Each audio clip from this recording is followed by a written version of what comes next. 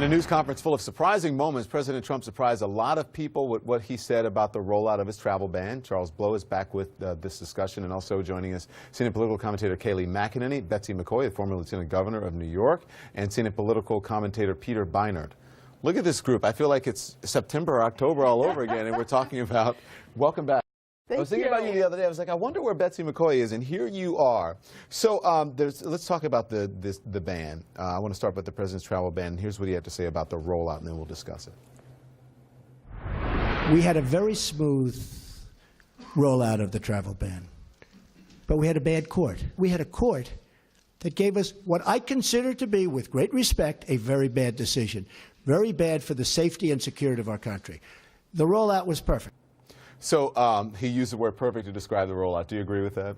Well, I agree that the law is perfect, perfectly on his side. Whatever bumps in the road there were about the implementation. The fact is, if you look at the Ninth Circuit, on average, it gets overturned by the Supreme Court 80% of the time. But in 2014, I know, it was overturned 91%. Hold on. I've been discussing this with so many people before. And that's if you look at the cases that are sent to them. Usually the cases that are sent to them are cases who have the high possibility of being overturned.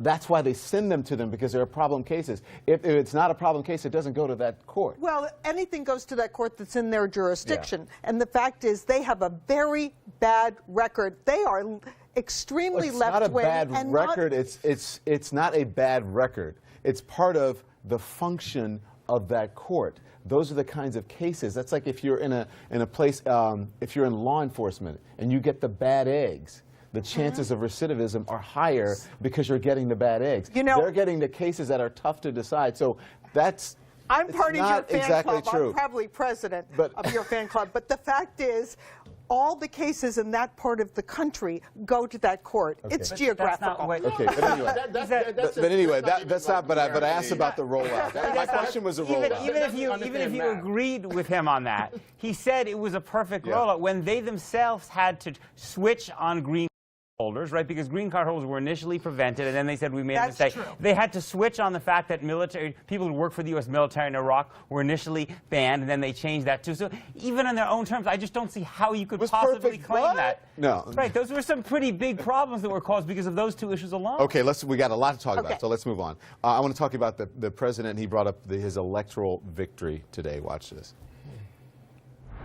You said today that you had the biggest electoral margin since Ronald Reagan with 304, 306 electoral votes. In fact, President Obama got 365 in 2008. Well, I'm talking about Republican. President Obama 332, and George H.W. Bush 426 when he won as president. So why should Americans trust? Well, no, I was given that information. I don't know. I was just given. We had a very, very big margin. I guess my question is, why should Americans trust you when you accuse the information they receive of being fake when you're providing information that's... Well, I don't know. I was given that information.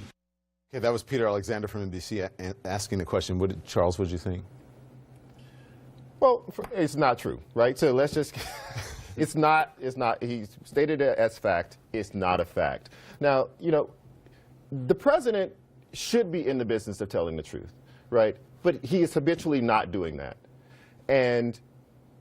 But you know, we are in the business of telling the truth. We have to hold the line on things like this and say no. And exactly what the reporter is saying.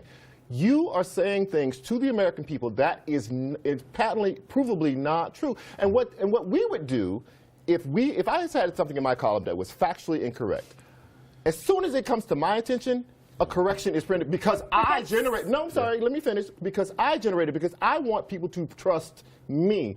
This president, even when presented with the idea that it is false, well, somebody gave it to me. I don't know. You know, just say it's not correct. Put the graph up, Kayleigh, before you respond, because again, if you look at the numbers, and you can do a Google search. The information that he's given is wrong. It's incorrect information. Does that concern you at all? Well, first, I want to disagree with Charles here. When he was confronted with the accurate numbers, he stopped that line of factual reasoning. He stopped it there. He did exactly what Charles would have done when he issued a retraction. Here, let's talk about some facts. Absolutely not a retraction. Let's talk about, I let you finish. Let's talk about some facts.